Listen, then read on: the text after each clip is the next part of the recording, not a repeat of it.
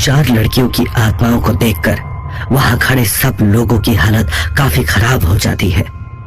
पूरे होटल राजमहल में तेज हवाएं चल रही हैं, जिसकी वजह से सबको अपने आसपास एक ठंडक महसूस हो रही है।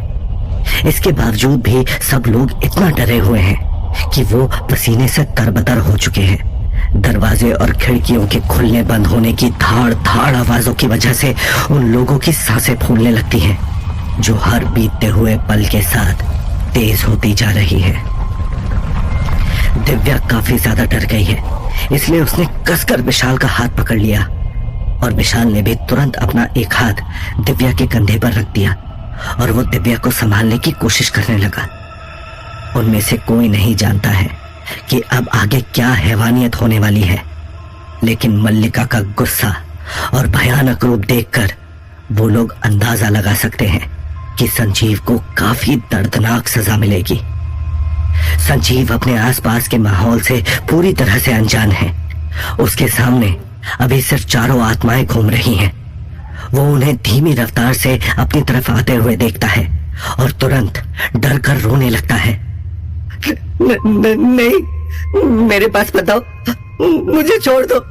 विशाल, अमन, तुम तो मेरे दोस्त हो, कम से कम तुम तो मेरी मदद करो। लेकिन जब वो देखता है कि कोई भी उसकी मदद करने के लिए आगे नहीं बढ़ रहा, तो संजीव खुद हिम्मत करके खड़ा होता है। लेकिन ड्रग्स का नशा होने की वजह से वो ठीक से उन आत्माओं की तरफ देख भी नहीं पा रहा है।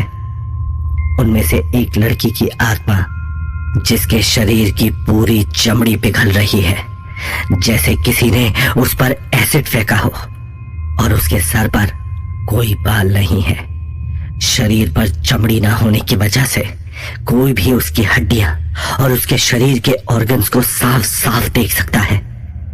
उसे देखकर दिव्या और विशाल काफी ज्यादा डर गए और दिव्या ने कसकर विशाल का हाथ पकड़ लिया। उसके बाद जब दूसरी आत्मा उतर के नीचे आई, तो सब लोगों ने देखा कि उसके पूरे शरीर को जगह जगह से कीड़े मकोड़े नोच रहे हैं। उसके शरीर पर इतने कीड़े हैं कि कोई उसका चेहरा भी ठीक से नहीं देख पा रहा है। उसके पूरे बदन पर एक भी कपड़ा नहीं है और उसकी आंखें बिल्कुल लाल पड़ चुकी हैं। वो चीखती चिल्लाती हुई नीचे की ओर आ रही है।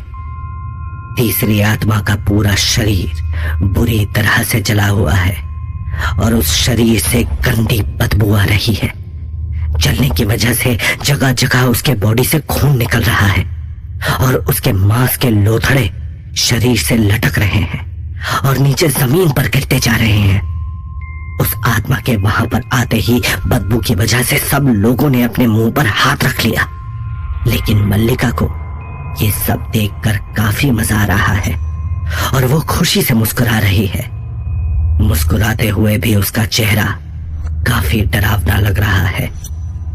जब चौथी आत्मा उतरकर नीचे आई, तो उसे देखकर दिव्या जोर से चिल्ला उठी और उसने विशाल को कसकर पकड़ लिया।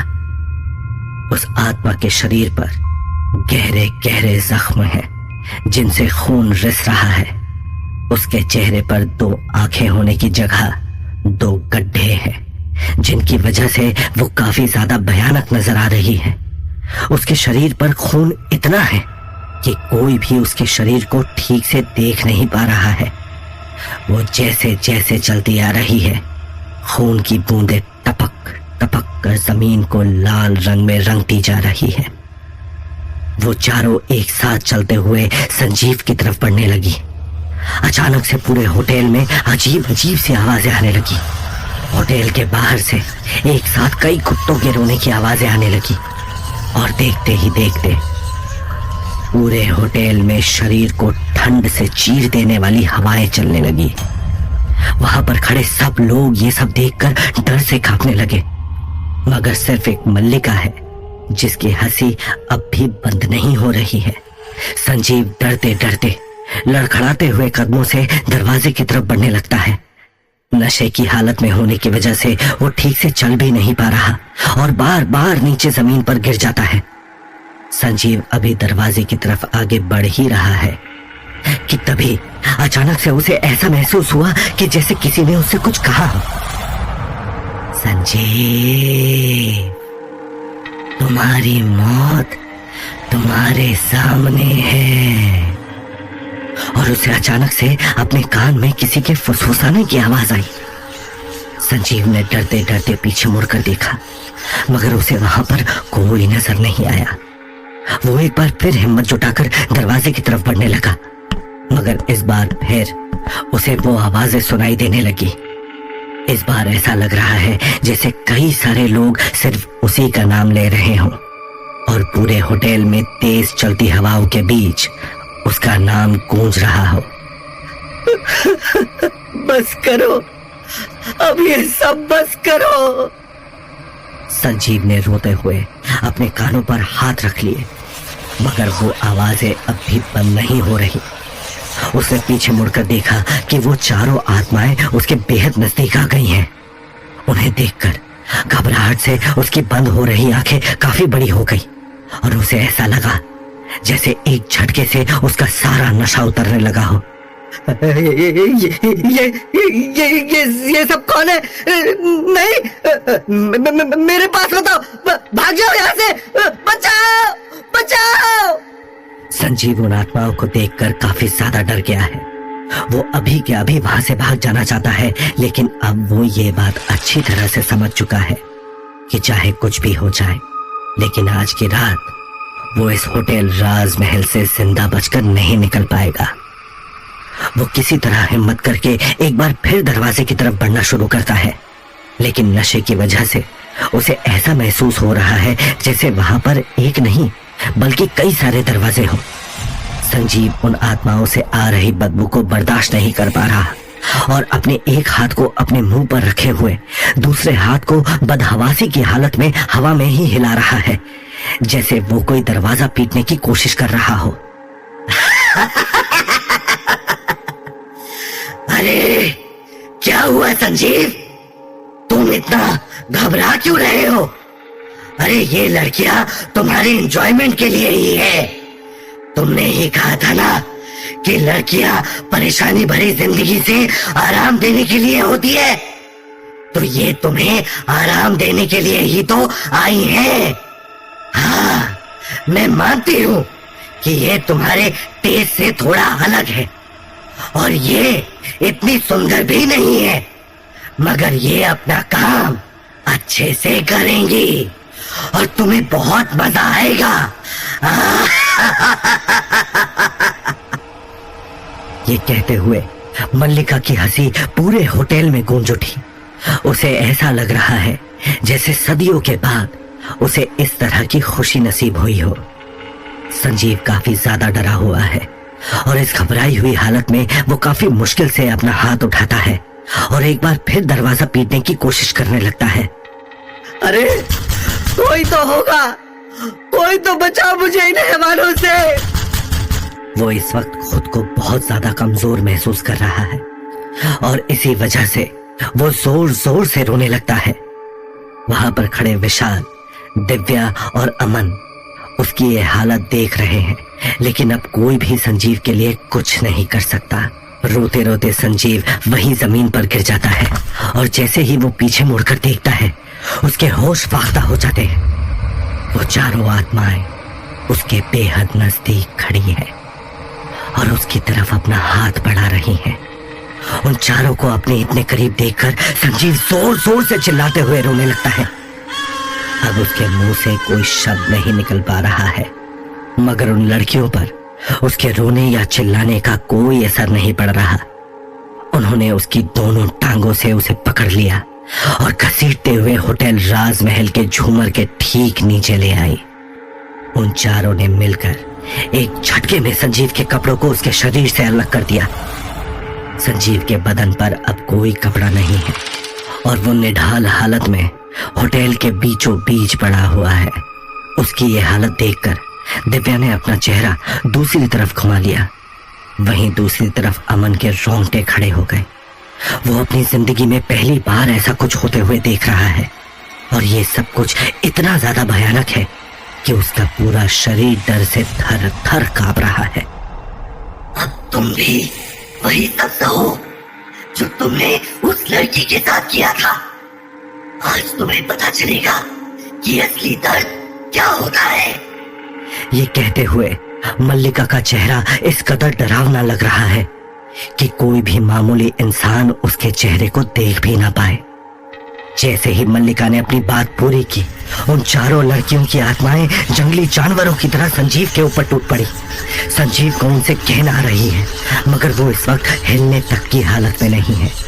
वो बस एक जगह पर पड़े हुए चीख रहा है और रो रहा है। उनमें से एक लड़की संजीव के बेहद नजदीक आ गई और उसका रिश्ता हुआ खून संजीव के होठों पर गिरने लगा। वो संजीव के बेहद करीब जाकर उसे चूमने लगी, लेकिन जब उस आत्मा ने संजीव का घबराया हुआ चेहरा देखा तो वो अचानक से काफी गुस्सा हो गई और उसने अपना हाथ ऊपर उठाया और कसकर संजीव के मुंह पर एक थप्पड़ मार दिया। उस थप्पड़ की गूंज पूरे होटल में फैल गई और उसकी ये हालत देखकर मल्लिका ठहाका लगाकर हंसने लगी। कुछ ही देर में पूरा होटल उसकी हंसी में शामिल हो गया और होटल के हर कोने से जोर जोर से हंसने की आवाजें आने लगी, मानो ये सारा होटल आज संजीव को इस हालत में देखकर सुकून महसूस कर रहा हो। संजीव को अभी सांस तक लेने का मौका नहीं मिला है कि तभी एक और आत्मा घुटनों के बल उसके शरीर पर चलती हुई उसके सीने तक पहुंच गई। उससे इतनी बदबू आ रही है कि संजीव ठीक से सांस भी नहीं ले पा रहा। उसे लग रहा है जैसे किसी ने कसकर उसकी गर्दन पकड़ ली हो और उसका दम घुटने लगा। लेकिन वो आत्मा बुरी तरह से जगह जगह से उसके शरीर को रौंद रही है। बचाओ, छोड़ दो मुझे। संजीव ने काफी मुश्किल से कहने की कोशिश की, लेकिन तभी एक तीसरी आत्मा ने जमीन पर पड़ी हुई उसकी ही बेल्ट उठा ली और उस बेल्ट से संजीव को जोर जोर से पीटना शुरू कर दिया। दर्द से संजीव छटपटाने लगा और जोर से चिल्लाया, छोड़ दो मुझे माफ कर दो। मैं कभी तुम्हें अपनी शक्ल नहीं दिखाऊंगा, मुझे छोड़ दो। लेकिन वो आत्मा अब भी संजीव को पूरी तरह से पीट रही है। वो हर तरफ से उन घिनौनी और भयानक आत्माओं से घिरा हुआ है जो उसे दर्द देने के अलग अलग तरीके अपना रही हैं। संजीव के पूरे शरीर पर अलग अलग जगह जख्म हो चुके हैं जिनसे खून बह रहा है और मांस के टुकड़े उसके जिस्म से निकलकर बाहर आ गए हैं। कुछ जगहों पर तो उन आत्माओं के दिए जख्म इस कदर गहरे हैं कि वहां से उसकी हड्डियां भी नजर आने लगी हैं। संजीव को ऐसा लग रहा है जैसे इस दर्द से ही उसकी जान चली जाएगी। तभी एक और आत्मा जिसके पूरे शरीर से खून बह रहा है, वो एकदम से उछलकर संजीव के सीने पर बैठ गई। उसने अपने लंबे गंदे नाखूनों वाले हाथ संजीव के चेहरे पर घुमाने शुरू कर दिए। वो जगह जगह से उसके चेहरे को नोचने खरोचने लगी और संजीव दर्द से तड़प उठा। मत करो प्लीज, मुझे छोड़ दो। वो आगे कुछ बोलने ही वाला था कि तभी उस लड़की ने अपने लंबे नाखून धीरे धीरे से संजीव के सीने में धंसा दिए और एक झटके में उसका दिल उसके सीने से बाहर निकाल लिया। इस दर्दनाक मंजर को देखकर दिव्या दर्द से चीख उठी और तुरंत विशाल के गले लग गई। विशाल और अमन भी इस नजारे को अपनी आंखों से देख नहीं पाए और उन्होंने भी अपने चेहरे दूसरी तरफ घुमा लिए। उस लड़की के हाथों में संजीव का दिल अब भी धड़क रहा है, लेकिन संजीव के शरीर में से उसकी जान जा चुकी है। उसकी दोनों आंखें काफी बुरी तरह से खुली हुई हैं, जैसे वो अभी बाहर आ जाएंगी और उसके मुंह और सीने से खून बहने लगा। उस लड़की ने तुरंत अपने दोनों हाथों से उसके दिल को पकड़ा और उसे खाने लगी। एक दूसरी आत्मा सीधा संजीव के चेहरे के पास पहुंच गई और उसने अपनी उंगलियों से नोचकर संजीव की आंखें बाहर निकाल ली और काफी शौक से उन्हें खाने लगी। तीसरी आत्मा ने उसके पेट में हाथ घुसाकर उसकी आंतें बाहर निकाल ली और अपने मुंह को उसके पेट में घुसाकर उसके मांस को नोच नोच कर खाने लगी।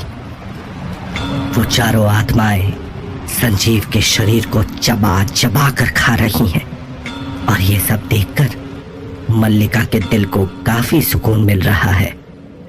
पूरे होटल में खून ही खून फैला हुआ है और वहां का नजारा कुछ इस तरह का है कि उसे देखकर किसी भी इंसान की रूह कांप जाए। संजीव के मरते ही पूरे होटल में सन्नाटा पसर गया। जो हवाएं अभी तेज चल रही थी वो शांत हो गई, जैसे एक बहुत बड़ा तूफान होटल राजमहल को छूकर निकल गया हो। मल्लिका के चेहरे पर अजीब सा सुकून दिखाई देने लगा, जिसे आज से पहले विशाल ने उसके चेहरे पर कभी नहीं देखा। संजीव के मर जाने के बाद वो लड़कियां एक एक करके उसे वहीं पर छोड़ देती है और देखते ही देखते होटल की दीवारों में समा जाती है। अमन अपने दोस्त संजीव की हालत देखकर काफी ज्यादा घबराया हुआ है, मगर दूसरी तरफ विशाल जानता है कि ये सब संजीव के अपने किए कर्मों का ही नतीजा है। मल्लिका ने एक स्माइल के साथ विशाल की तरफ देखा और कहा, विशाल, तुम जानते हो ना कि तुम्हें इसकी लाश के साथ क्या करना है? और इतना कहते ही मल्लिका की नजर अमन पर पड़ती है और अमन के शरीर में एक सिरहन सी दौड़ जाती है। मल्लिका को अपनी तरफ आते हुए देखकर अमन की हालत इतनी खराब हो जाती है कि वो डर के कारण कांपने लगता है। अगले ही पल अमन घुटनों के बल बैठ जाता है और मल्लिका के सामने गिड़गिड़ाने लगता है, मुझे माफ कर दीजिए, मुझे तो याद भी नहीं कि मुझसे क्या गलती हुई है, लेकिन फिर भी मेरे गुनाहों के लिए मुझे माफ कर दीजिए। मल्लिका गुस्से से अमन की ओर घूर कर देखती है। कुछ गुनाह ऐसे होते हैं अमन, जिसके लिए कितनी भी माफी क्यों ना मांग लो, उसको माफ नहीं किया जा सकता। ये सुनते ही अमन की आंखें नम हो जाती है, क्योंकि वो समझ जाता है कि शायद अब उसे कोई नहीं बचा सकता। कि तभी होटल राजमहल की घड़ी टन की आवाज के साथ बजने लगती है।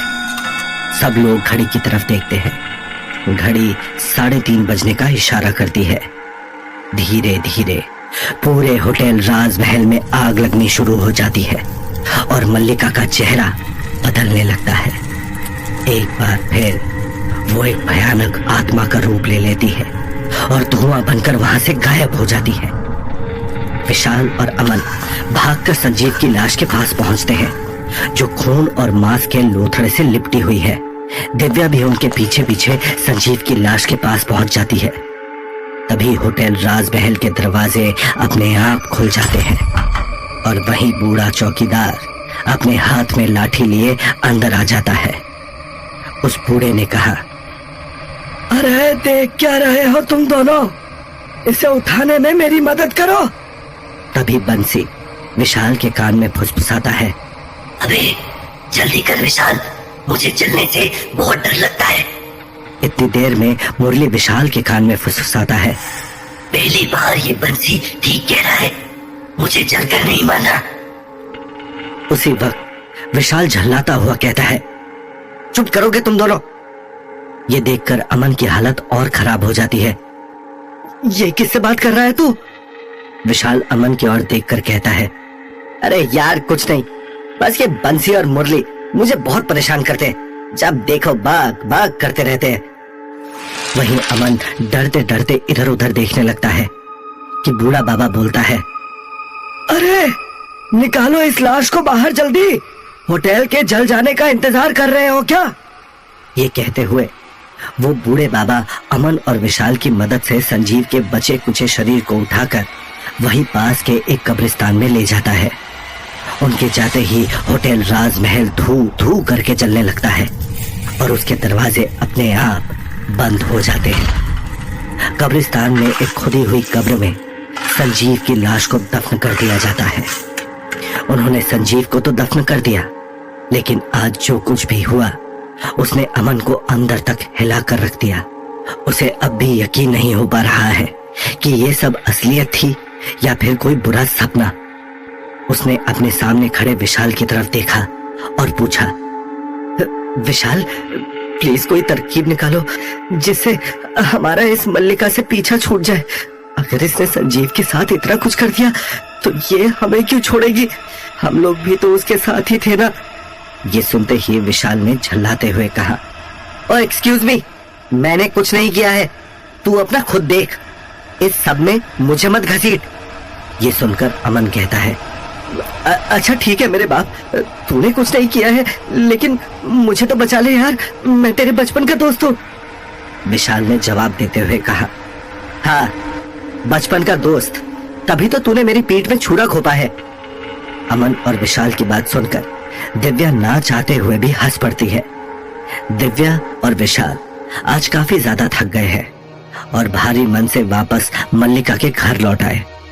अमन भी विशाल के साथ बात करता करता यही पहुंच जाता है। विशाल, दिव्या और अमन दरवाजा खोलकर जैसे ही घर के अंदर जाते हैं तो सामने का नजारा देखकर उनके होश उड़ जाते हैं। एक कमरे के अंदर से अंगड़ाई लेती हुई प्रिया बाहर निकली। अरे आ गए तुम लोग? प्रिया को वहां पर देखकर दिव्या ने नाराज होते हुए विशाल से कहा, ये अभी तक यहीं पर है? प्रिया, तुम अभी तक यहीं पर हो? प्रिया को वहां पर देखकर विशाल भी उतना ही हैरान है जितना कि दिव्या। मैं आज से यहीं पर तुम लोगों के साथ ही रहूंगी, प्रिया ने मुस्कुराते हुए उन दोनों से कहा। नहीं नहीं नहीं नहीं विशाल, अगर ये लड़की यहाँ रहेगी तो मैं इस घर में नहीं रहने वाली हूँ। तुम अभी के अभी इसे यहाँ से जाने के लिए कह दो, बस। दिव्या ने गुस्से में आकर कहा। दिव्या वहां पर प्रिया को देखकर मन ही मन जलने लगती है। विशाल ने भी दिव्या की हाँ में हाँ मिलाते हुए प्रिया से कहा, सुना नहीं तुमने दिव्या ने क्या कहा? अपना बोरिया बिस्तर उठाओ और यहाँ से निकल जाओ। प्रिया ने बेचारी सा मुंह बनाते हुए विशाल से पूछा, लेकिन मेरे पास जाने के लिए और कोई जगह नहीं है विशाल, मैं यहाँ से कहाँ जाऊंगी? वो सब मैं नहीं जानता। इतना कहकर विशाल अमन की तरफ मुड़ते हुए बोला, अमन तू इस प्रिया को अपने साथ ले जा, वैसे भी तुम दोनों एक दूसरे को इतना पसंद करते हो तो तुम एक साथ ही रहो। अमन ने दो टूक जवाब देते हुए कहा, मैं? अरे यार, मैं तो इस चुड़ैल की शक्ल भी नहीं देखना चाहता, तू इसे मेरे सर पर क्यों डाल रहा है? मैं नहीं लेकर जाऊंगा इसे कहीं पर। अमन की बात सुनकर प्रिया ने विशाल से रिक्वेस्ट करते हुए कहा, विशाल मैं भी इस अमन के साथ कहीं नहीं जाना चाहती, देखो प्लीज कुछ ही दिनों की बात है, मुझे यहीं पे रहने दो, फिर मैं अपने आप यहाँ से चली जाऊंगी। तुम दोनों ने मिलकर मुझे धोखा दिया, एक मेरा बचपन का दोस्त तो दूसरा मेरा प्यार, और अब तुम ये सोचते हो कि मैं तुम्हारी मदद करूं? कभी नहीं। विशाल मैं तो फिर भी तुम्हारी जिंदगी में बाद में आई थी, लेकिन ये अमन तो तुम्हारा बचपन का दोस्त था, कम से कम इसे तो तुम्हारे बारे में सोचना ही चाहिए था। इसने जो तुम्हारे साथ किया उसके लिए तो इसे नरक में भी जगह नहीं मिलेगी। प्रिया ने सारा दोष अमन के सर पर डालते हुए कहा। अमन ने प्रिया की बात सुनकर कहा, क्या? ये ज्यादा सती सावित्री बनने की कोशिश मत करो, विशाल बेवकूफ नहीं है जो तुम्हारी बातों में आ जाएगा। मैं उसका दोस्त हूँ तो तुम भी तो उससे शादी करना चाहती थी ना? एक जीवन साथी से बढ़कर इस दुनिया में और कौन सा रिश्ता होता है भला? लेकिन तुमने एक बार भी विशाल के बारे में नहीं सोचा। तुमने जो उसके साथ किया है उसके बाद तो उसका प्यार से विश्वास ही उठ गया होगा, और तुम अपने किए का ठीकरा मेरे सर पर फोड़ना चाहती हो। अमन और प्रिया इसी तरह से एक दूसरे के ऊपर दोष डालने लगते हैं। उनके इस बहस से विशाल काफी परेशान हो गया और उसने चिल्लाकर कहा, बस करो तुम दोनों अपनी ये लड़ाई, तुम दोनों ने ही मुझे धोखा दिया है और इसके लिए मैं किसी को भी माफ नहीं करने वाला। दिव्या क्या तुम प्लीज इन दोनों को यहाँ से बाहर निकालने में मेरी मदद करोगी? विशाल ने दिव्या की तरफ देखकर पूछा। विशाल का इशारा मिलते ही दिव्या ने तुरंत आगे बढ़कर प्रिया का हाथ पकड़ लिया और खींचकर उसे बाहर निकालने लगी। अरे अरे ये तुम क्या कर रही हो? छोड़ो मुझे! प्रिया जोर से चिल्लाने लगी और अपना हाथ छुड़ाने की कोशिश करने लगी, लेकिन इस बार दिव्या के ऊपर कोई असर नहीं पड़ा और उसने धक्का देकर प्रिया को घर से बाहर निकाल दिया। जैसे ही दिव्या ने प्रिया का हाथ छोड़ा उसने दर्द से अपनी कलाई पकड़ ली। वेरी गुड विशाल, ऐसे लोगों के साथ तो यही होना चाहिए। अमन ने प्रिया की तरफ देखकर मुस्कुराते हुए कहा, तू क्या खुश हो रहा है? तू भी निकल यहाँ से। इतना कहते ही विशाल ने अमन का हाथ पकड़ा और उसे बाहर की तरफ धकेलने लगा। अरे यार विशाल, ये तू क्या कर रहा है? मैं तेरे बचपन का दोस्त हूँ यार। अमन ने विशाल को समझाते हुए कहा, दोस्त? कैसा दोस्त? जो मेरी ही गर्लफ्रेंड के साथ गुलछर्रे उड़ा रहा है। तू अभी के अभी यहाँ से निकल जा। इतना कहकर विशाल ने अमन की कोई बात सुने बिना उसे धक्का देकर घर से बाहर निकाल दिया। विशाल मेरी बात तो सुनो। अमन और प्रिया दोनों विशाल को मनाने की कोशिश करते रहे, लेकिन तब तक विशाल उनके मुंह पर घर का दरवाजा बंद कर चुका है। दरवाजा बंद होते ही दिव्या और विशाल ने चैन की सांस ली और एक दूसरे की तरफ देखा। कुछ देर तक एक दूसरे की तरफ देखने के बाद अचानक से दोनों जोर जोर से हंसने लगे। आज फाइनली उन दोनों ने प्रिया और अमन से अपना पीछा छुड़ा ही लिया। तो मैडम, अब प्रिया यहाँ से चली गई है, अब तो आप यहाँ आराम से रह सकती है ना? विशाल ने मुस्कुराते हुए दिव्या से पूछा। हाँ, अब मुझे कोई प्रॉब्लम नहीं है। अब चलो, काफी देर हो गई है और हमने उन लोगों की वजह से काफी टाइम वेस्ट कर दिया है। अब चलो, चलकर सो जाओ। यस मैडम, गुड नाइट, विशाल ने प्यार से कहा। गुड नाइट विशाल। और उसके बाद वो दोनों अपने अपने कमरे में जाकर चैन की नींद सो गए। अगली रात आसमान में अंधेरा छा चुका है और आधा खिला चांद बेहद खूबसूरत लग रहा है।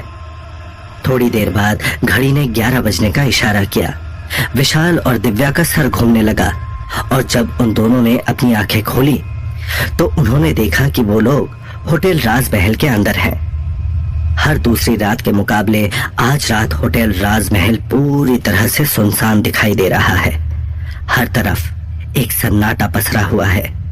ये सन्नाटा दिव्या और विशाल को बहुत खौफनाक लग रहा है। पूरे होटल राजमहल में ठंडी ठंडी हवाएं चल रही है, लेकिन फिर भी उन दोनों के माथे पर पसीने की बूंदें छलक रही हैं। ये सब देखकर दिव्या और विशाल के शरीर में एक सिरहन दौड़ गई। तभी अचानक से उन्हें एक कुत्ते के रोने की आवाज सुनाई थी और दिव्या ने तुरंत घबराकर विशाल का हाथ पकड़ लिया। डरो मत, ये सिर्फ एक कुत्ते की आवाज है, विशाल ने दिव्या के हाथ पर अपना हाथ रखते हुए उसे समझाया। चलो, हम चलकर अपने डेस्क पर बैठ जाते हैं। इतना कहकर विशाल ने दिव्या का हाथ पकड़ा और वो दोनों जाकर रिसेप्शन पर अपने डेस्क पर बैठ गए। इस वक्त पूरे होटल में सिर्फ घड़ी की सुइयों की टक टक की आवाज सुनाई दे रही है। ऐसा लग रहा है मानो जितना शांत आज होटल राजमहल है, उतना ही अशांत आज दिव्या और विशाल का मन है। अभी वो दोनों अपने डेस्क पर बैठे ही हैं कि तभी अचानक से तेज हवाएं चलने लगी। खिड़कियों और दरवाजों की धाड़ धाड़ आवाजें उनके कानों को चीरती हुई उनके दिलों को दहलाने लगी। वो दोनों हैरान परेशान होते हुए अपने चारों तरफ देखने लगे, मगर उन्हें कुछ भी समझ नहीं आ रहा है कि ये सब आखिर हो क्या रहा है। तभी एकदम से सब कुछ शांत हो गया और एक धड़ाक की आवाज से होटल राजमहल का दरवाजा अपने आप खुल गया। दिव्या और विशाल तुरंत डरकर दरवाजे की तरफ देखने लगे। उन्हें किसी के कदमों की आहट सुनाई दे रही है, जैसे कोई अंदर ही चलता आ रहा हो। उन्होंने देखा कि एक आदमी और औरत आपस में बातें करते हुए अंदर चले आ रहे हैं। आदमी के सर पर पगड़ी बंधी हुई है और उसने धोती कुर्ता पहना हुआ है। औरत ने एक घाघरा चोली पहनी हुई है, जिसके घूंघट ने उसके पूरे चेहरे को ढका हुआ है। वो औरत अपने पल्लू का एक कोना अपने मुंह में दबाए हुए अंदर चली आ रही है। रे बीनड़ी, थारी ये बकवास मारे को मत सुना और अपना ये बैल जैसा मुंह बंद रख। उस आदमी ने अपनी बीवी को डांटते हुए कहा। लेकिन बन्ना, हमारी बात भी तो सुनो, यो भी तो मारी ही है। उस औरत ने अपने पति से गुहार लगाते हुए कहा, लेकिन इससे पहले कि उसकी बात पूरी हो पाती, उसके पति ने उसे डांटते हुए कहा, मैं ये सब कौन ही जानू, बस अब तू वही करेगी जो मैं थारे से कहूंगा। इतना कहकर उस आदमी ने अपनी बीवी का हाथ पकड़ा और उसे लेकर सीधा रिसेप्शन डेस्क पर आ गया।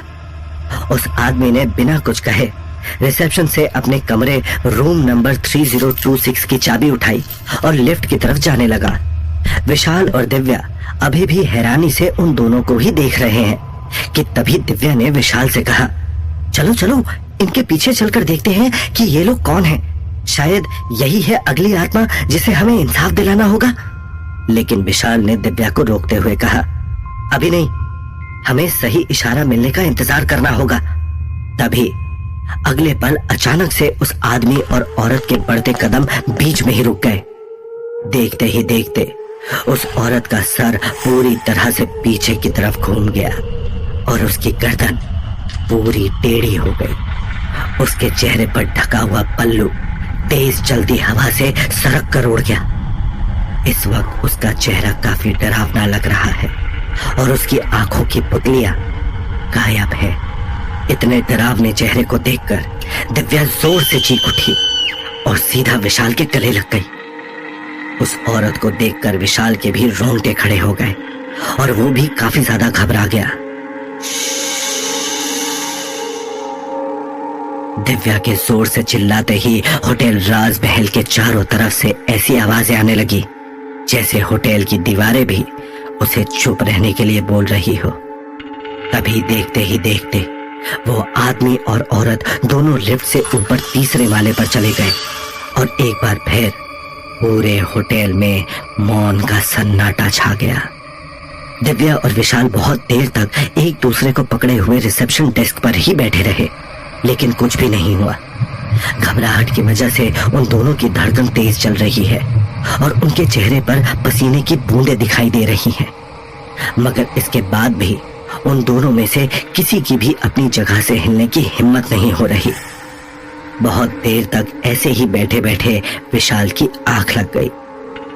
विशाल को सोता देखकर दिव्या धीरे से उठकर खड़ी होती है और धीमे धीमे कदमों से चलकर होटल राजमहल के ऑफिस की तरफ जाती है।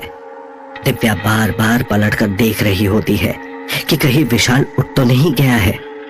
अगले ही पल ऑफिस में दिव्या वहां पड़ी फाइल्स और कागजों को देखने लगती है जैसे कि वो कुछ ढूंढ रही हो। लेकिन तभी उसे ऊपर से किसी के बहुत ज्यादा चीखने और चिल्लाने की आवाजें आती हैं। तब वो उन कागजों को वहीं छोड़कर विशाल के पास रिसेप्शन की ओर भागती है। विशाल उठो, विशाल देखो, ऊपर के कमरे में किसी के झगड़ने की आवाजें आ रही हैं। विशाल ने नींद से उठकर देखा तो ऊपर के कमरे से काफी शोर आ रहा है। ऐसा लग रहा है जैसे कोई आपस में बहुत बुरी तरह से झगड़ रहा है। दिव्या ने विशाल की ओर देखते हुए कहा, अब तो हमें ऊपर चलकर देखना चाहिए ना, अब तो इशारा भी मिल गया। विशाल ने हाँ में सिर हिलाते हुए कहा, चलो देखते हैं। इतना कहकर विशाल और दिव्या ऊपर की ओर बढ़ने लगे। तो क्या होगा कहानी में आगे? ये किसकी आवाजें आ रही हैं? कौन है ये पति पत्नी जो अभी अभी होटल राजमहल में आए हैं? कौन सी आत्मा है जो अब विशाल और दिव्या के सामने आएगी?